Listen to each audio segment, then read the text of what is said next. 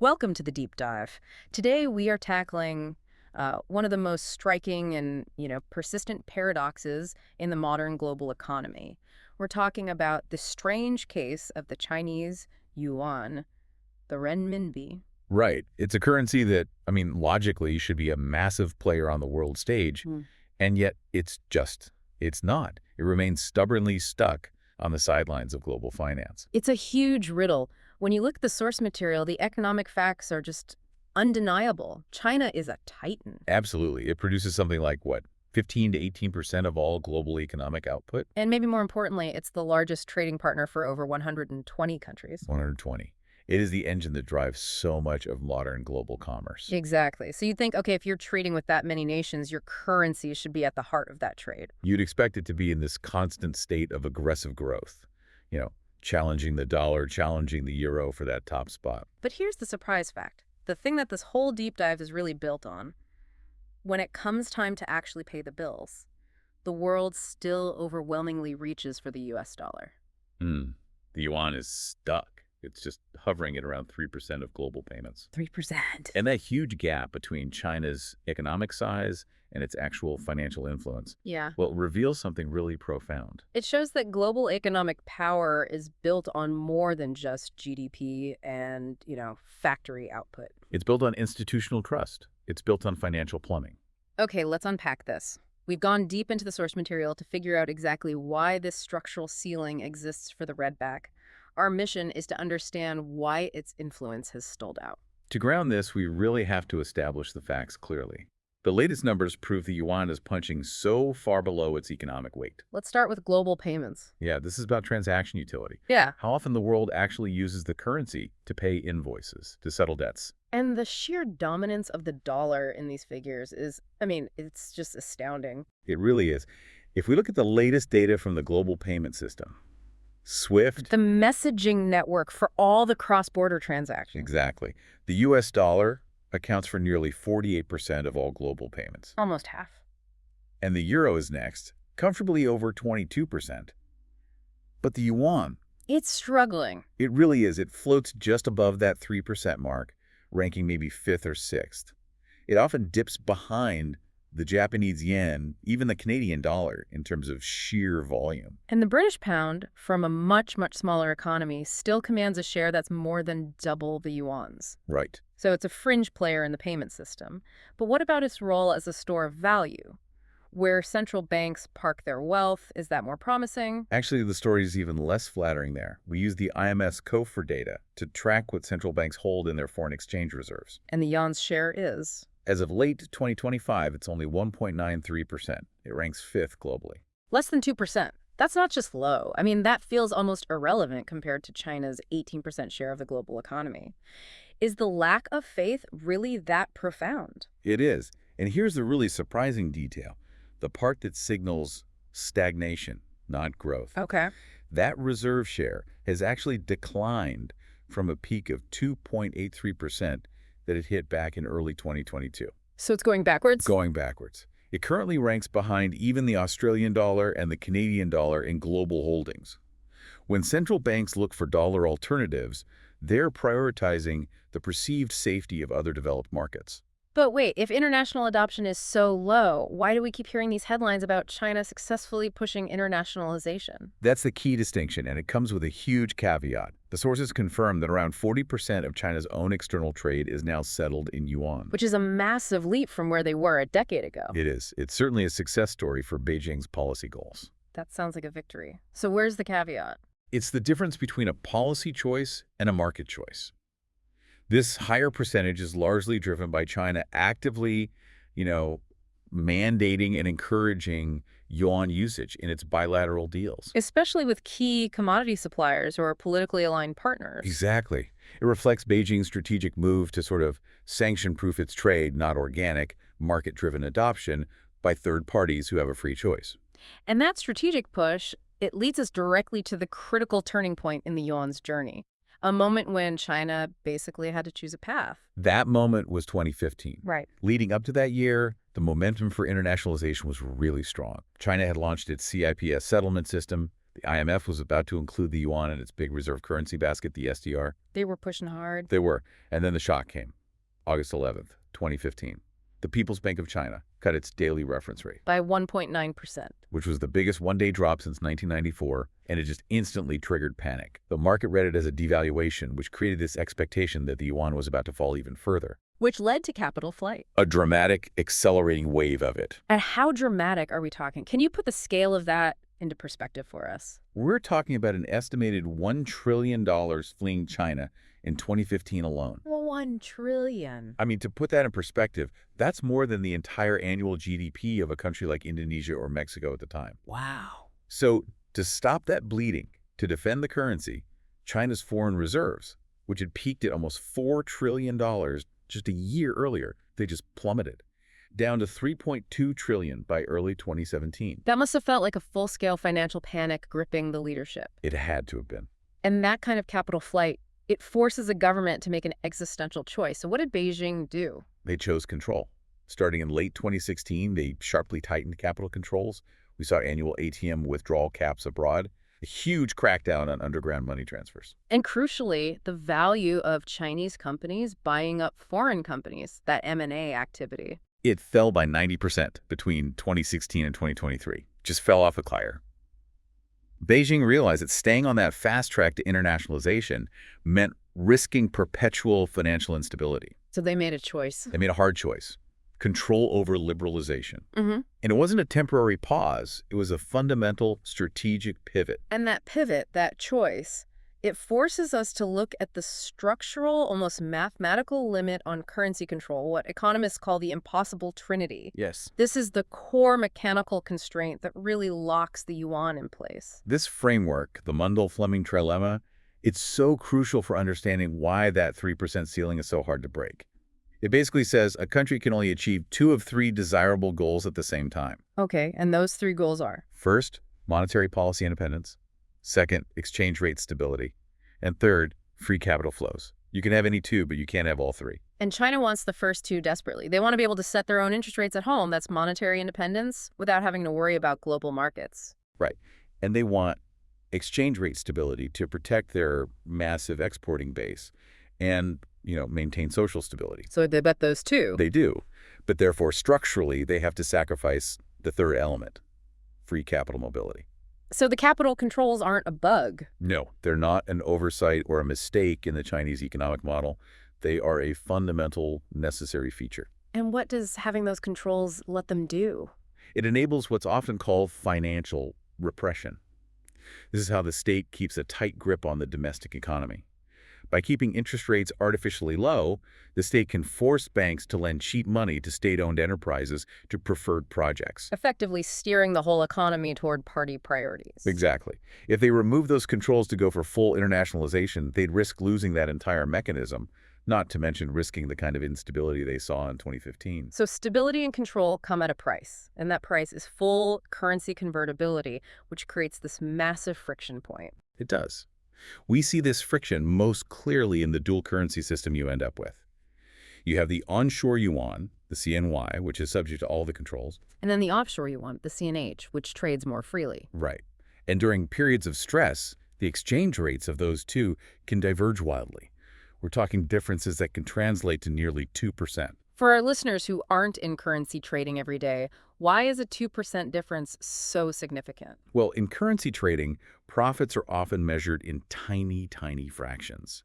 A 2% divergence, what traders would call 1,800 basis points, is an enormous, immediate, and frankly unacceptable risk. Because the capital controls prevent anyone from closing that gap quickly? Exactly. You can't arbitrage it away. And that kind of unpredictable friction is just fatal for a truly global reserve asset, which demands near-perfect liquidity and predictable pricing.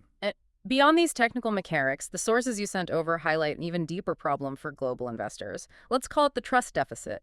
It's rooted in these institutional barriers. This goes way beyond the plumbing. Yeah, this gets to the question of institutional quality, which is really the cornerstone of reserve currency status.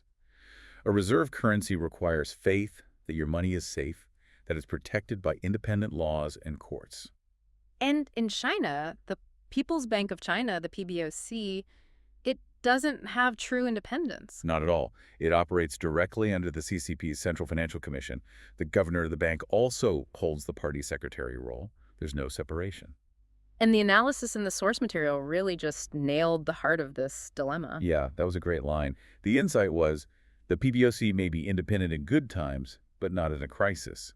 And that's the same as not being independent at all. And foreign investors get that. They understand that in a crisis, a political directive from the party will trump market logic every single time. Which makes the currency a politically managed asset, not a market asset. And we've seen so many dramatic, real-world examples that show why global investors fear this kind of regulatory risk. I mean, Evergrande is a perfect recent case study. Absolutely. When Evergrande defaulted, where were the offshore bondholders? They were placed near the bottom of the repayment line. And analysts expect their recovery to be, what, pennies on the dollar? Insubstantial is the word they use. It showed global creditors exactly where they rank when the mainland financial system comes under stress. And then there were the unpredictable crackdowns on the tech sector. That spooked markets and erased trillions in value. Yes, the 2021 crackdowns on Ant Group, Alibaba, Didi, that erased an estimated $1.5 trillion from Chinese stocks. But the most dramatic example, The education sector. the education sector. The State Council issues an overnight order converting these huge K-12 tutoring companies into nonprofits. It essentially destroyed a $100 billion industry overnight. Stocks like TL Education crashed 70–80%. That level of sudden arbitrary regulatory power is just poison for a global reserve currency, which has to rely on stability of law. And finally, looming over all of this is the Taiwan geopolitical premium. Foreign investors hold over $1 trillion in onshore Chinese bonds and equities. And that entire $1 trillion is subject to geopolitical risk. If conflict were to erupt, or if the G7 imposed sanctions, experts warn that China would immediately become uninvestable for many global funds. And that risk premium is permanent as long as these tensions exist? It is. And it acts as an effective cap on how much exposure any foreign central bank is willing to take on. This all helps explain why the yuan is stalled. But now we have to address the headlines, because you constantly see stories suggesting the yuan is challenging the dollar right now, especially with all this geopolitical fragmentation. How do we reconcile the stagnation data with the news cycle? Here's where it gets really interesting. The de-dollarization headlines, they almost always focus on these bilateral arrangements, which really distort the bigger picture of global usage. Take the Russia trade relationship. That's the clearest success story for the yuan, right? It is.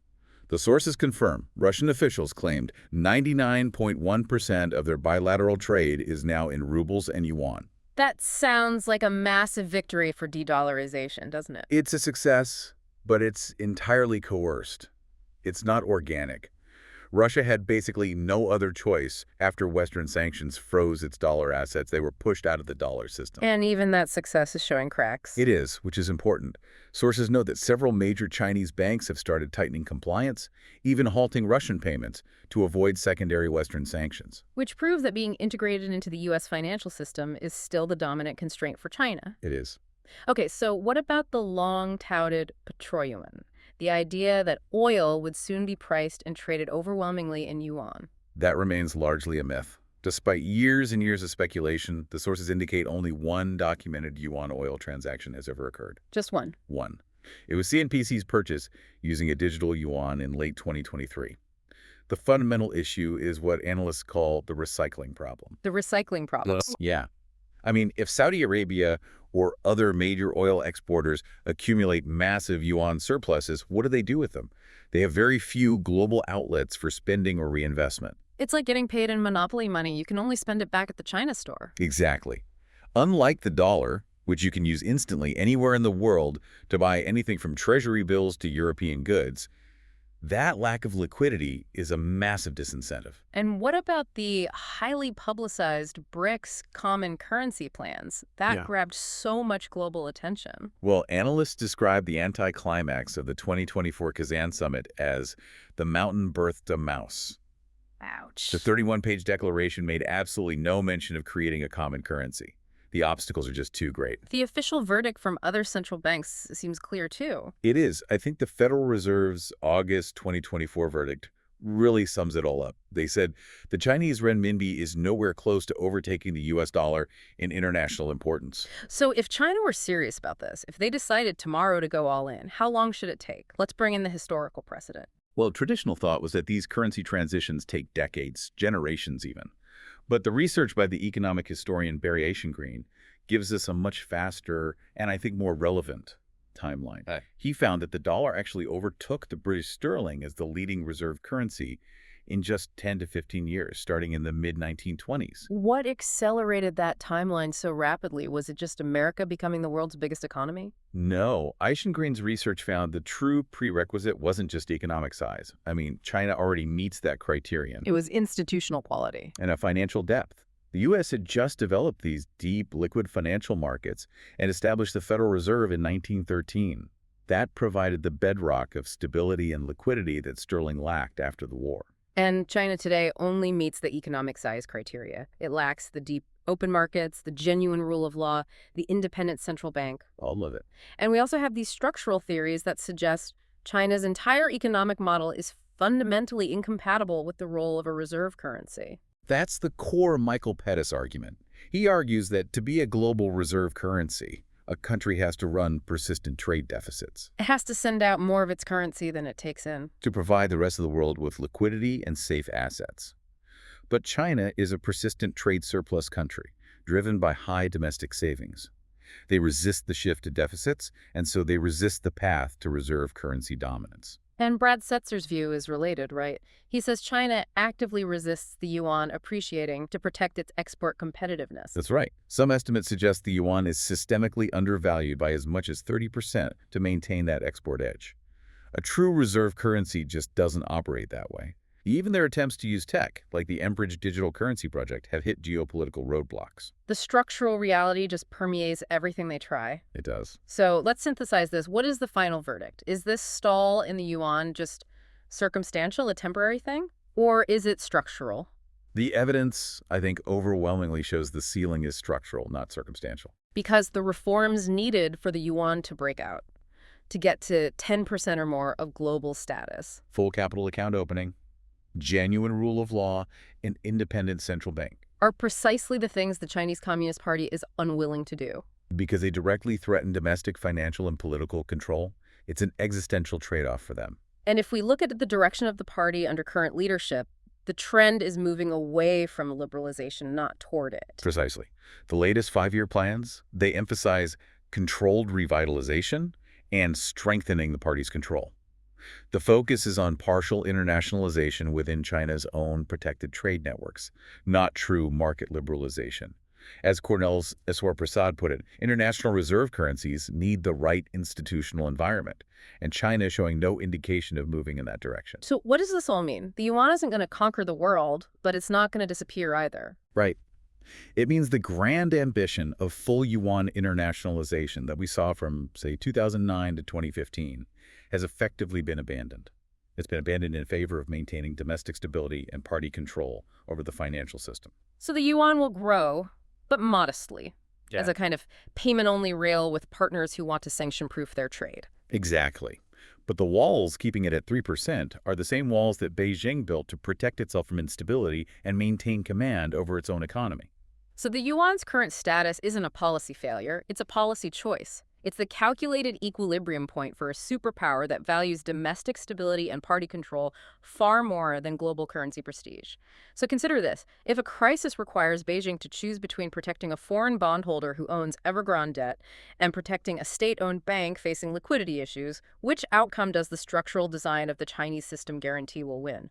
The answer reveals the permanent structural ceiling for the Chinese yuan.